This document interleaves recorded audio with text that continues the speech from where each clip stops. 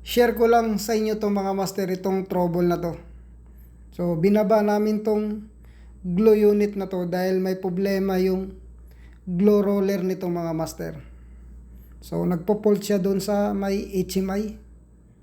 So yung drive pala nito ay servo motor, yung glow roller. Ang nangyari nito mga master ay nag-shop synchronize siya mga master. So dito sa fault niya ng HMI ay malfunction glow roller ang tinuturo dito.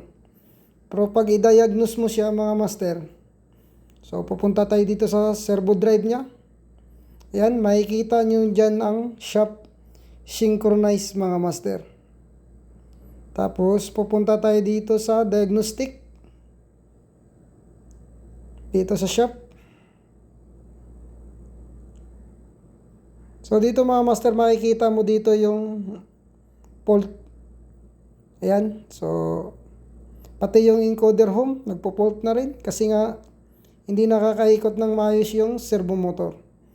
Tapos yung fault code niya mga master yan. So yung fault code na yan ay wala yan sa Akopus. Kaya walang problema sa Akopus mga master. So ang problema lang talaga nandun sa glow roller na yon. So sa tingin ko yung problema talaga ay yung bearing ng glow roller. So yung binaklas namin mga master, itong servo motor na to ay napakalambot lang niya.